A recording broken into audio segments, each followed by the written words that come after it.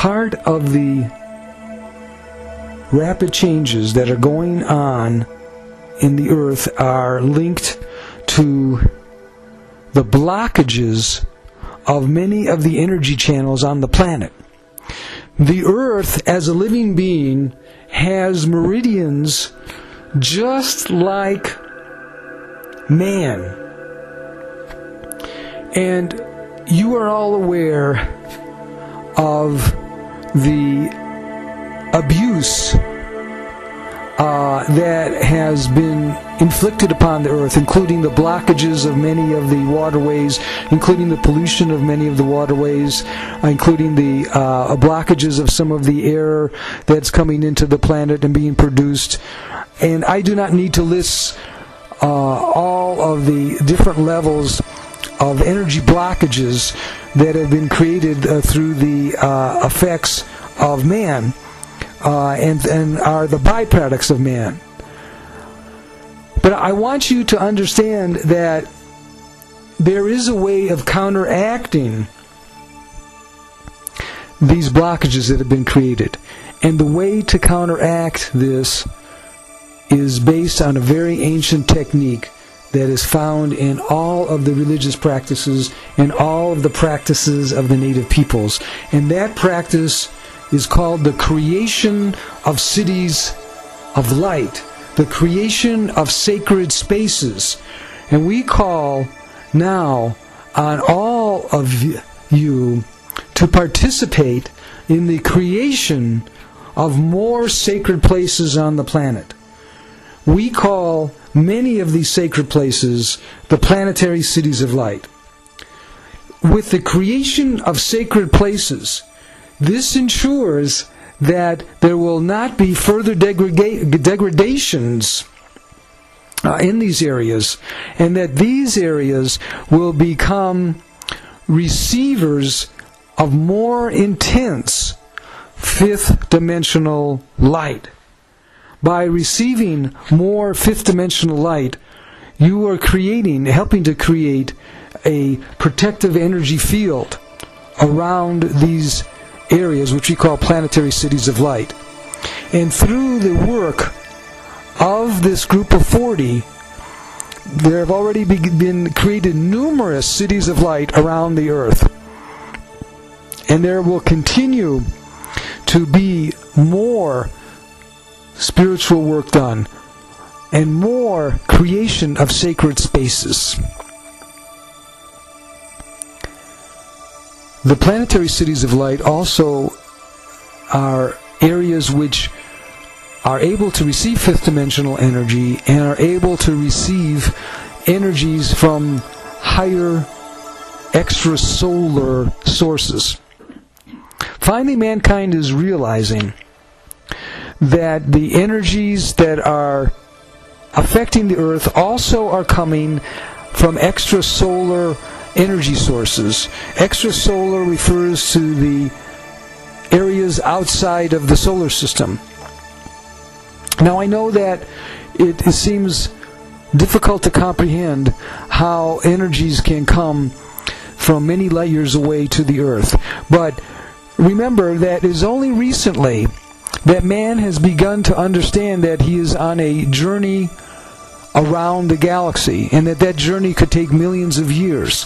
It is only recently that man and science have begun to understand that there is a center of the galaxy, and it is only recently that mankind has been able to understand that we are coming into an unusual alignment with the galaxy center, and that this alignment with the galaxy center does indicate a new consciousness and a new awareness that is coming to the Earth. The next technology of fifth-dimensional energy that I want to talk about is called the sacred triangle. The sacred triangle is a paradigm that we have offered to help heal the Earth.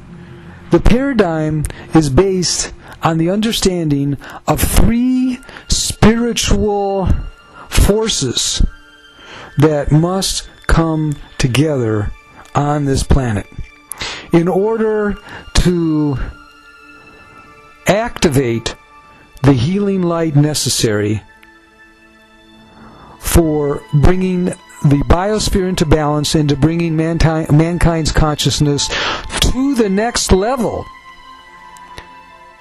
Remember, it doesn't require 1 billion people to raise the consciousness of the whole planet, but it requires an intense spiritual energy of a core group of people to raise what we call the spiritual light quotient of the planet.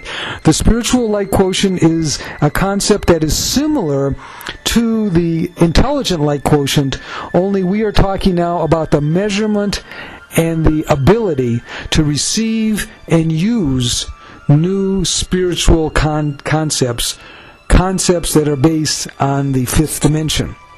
The sacred triangle has 3 sides. The first side is what we call the mystical religious sides. Some people refer to those sides, or that side, as the white brotherhood and white sisterhood.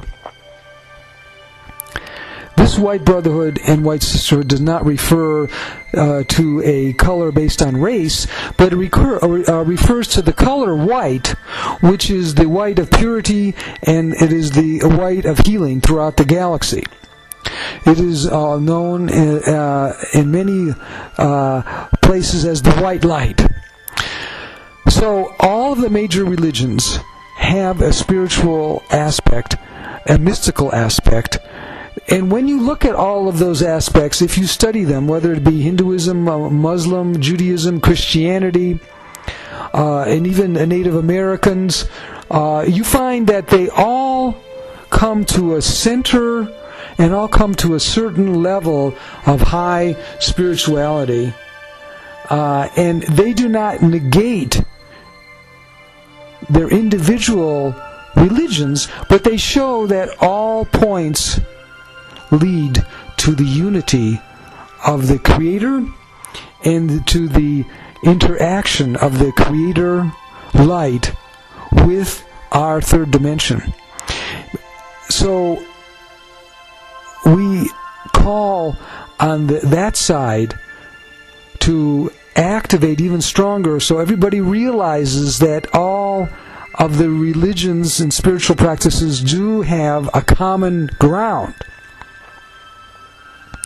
But we know that many of the religions are not all encompassing. Many of the spiritual practices do not encompass the native teachings. The native teachings are based on the relationship to the earth. And this is a practice that, in fact, is biorelativity. And it is a practice in which the sacredness of the earth is recognized and is dealt with in a very spiritual way. This could be through ceremonies. This could be through certain times of the year. And in fact, when you study all of the core religions that you are familiar with, you'll find that most of the core religions, including Judaism and Christianity, did have many of these practices. And you will find that there were many practices in the early phases of these religions where they were entirely devoted to ceremony and recognizing the sacredness of the times of the year. And specifically, though, we need to accelerate and we need to activate a deeper connection and a deeper communication and deeper ceremonies of sacred places and communications. And that's why we call the second side of the sacred triangle that which is focusing on the native peoples.